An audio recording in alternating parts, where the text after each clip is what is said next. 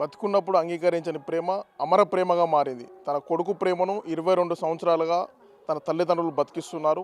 ప్రతి శ్రీరామనవమి రోజు శ్రీరాముడిగా తన కొడుకును తను ప్రేమించిన యువతిని సీతగా భావిస్తూ సాంప్రదాయబద్ధంగా వివాహం జరిపిస్తున్నారు. ప్రస్తుతం ఎక్కడైతే బయ్యారం మండలం సంతలాల్పూర్ తండలో ఉన్నాం చూసుకోవచ్చు. తన 22 ఏళ్ళుగా తన కొడుకు ఆత్మహత్య చేసుకున్నాడు. ప్రేమించిన అమ్మాయి దక్కలేదని తన తల్లిదండ్రులు ఒప్పుకోలేని నేపథ్యంలో తర్వాత తన తల్లిదండ్రులు తన కొడుకు ప్రేమను అర్థం చేసుకొని గుడి కట్టించి 22 ఏళ్ళుగా తన కొడుకు ప్రేమను గెలిపిస్తూ ఈ దంపతులు ఎంతోమందికి ఆదర్శంగా నిలుస్తున్నారు.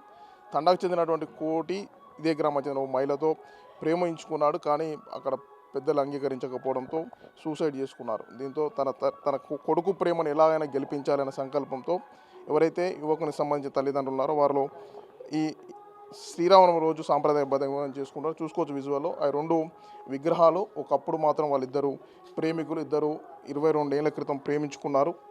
కోటి మరియు ఇదే తండ చెందిన మహిళ ఇద్దరు కూడా ప్రేమించుకున్న నేపథ్యంలో తల్లిదండ్రులు అంగీకరించలేదు. దీంతో సాంప్రదాయబద్ధంగా హిందూ సాంప్రదాయబద్ధంగా పురోహితుల మధ్య ఎంతో అంగరంగ వైభవంగా శ్రీరామనవమి రోజు వివాహం చేస్తూ 22 ఏళ్ళుగా తన కొడుకు ప్రేమను బతికిస్తూ అర్థం చేసుకుంటూ తన కొడుకును ప్రేమను సజీవంగా నిలుపుతూ సమాజానికి కూడా ఆదర్శంగా నిలుస్తున్నారు. ప్రస్తుతం ఈ వివాహ తంతు గురించి స్థానిక అర్చకులు ఉన్నారు, అడిగి తెలుసుకుందాం. అయ్యగారు నమస్తే అండి. వివాహం విగ్రహాలకు ఎందుకు చేస్తున్నారు? ఈ విగ్రహాల ప్రత్యేకత? ఈ ప్రత్యేకత ఏంటి అని అంటే ఇద్దరు కోటి ఇద్దరు కూడా ప్రేమించుకోవడం జరిగింది అనమాట. 22 సంవత్సరాల క్రితం ప్రేమించుకోవడం జరిగింది. మరి అమ్మాయి దక్కదన్న విషయంతో అబ్బాయి ఆత్మహత్య చేసుకున్నాడు. ఆయన చేసుకున్న 20 రోజులకు అమ్మాయి కూడా ఆత్మహత్య చేసుకొని చనిపోయింది.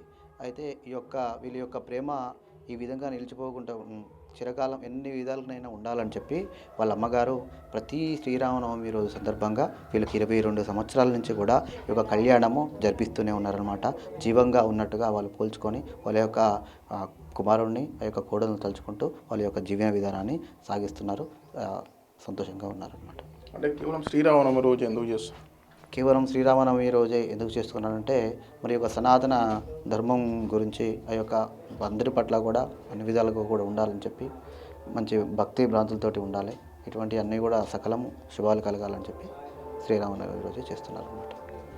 22 ఏళ్ళుగా తన కొడుకు ప్రేమను సమాజానికి సజీవంగా చూపిస్తున్నారు. వాళ్ళ కుటుంబ సభ్యులు ఉన్నారు, కోటికి సంబంధించిన అక్క చెల్లెలు ఉన్నారు. అమ్మ నీకేమవుతాడమ్మా, అసలు ఏం జరిగిందమ్మ? మా అన్నయ్య పేరు రామకోటి. తను 22 సంవత్సరాల క్రితం ఒక అమ్మాయిని ప్రేమించాడు.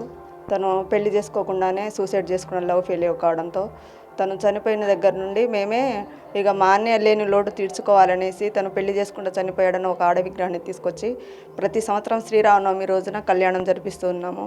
తను మాలో ఉన్నట్టుగా భావించి మేము సంతోషంగా తనని కళ్యాణం చేస్తుంటాము. ఈ 22 సంవత్సరాల నుండి ఇదే కళ్యాణం చేస్తున్నాము.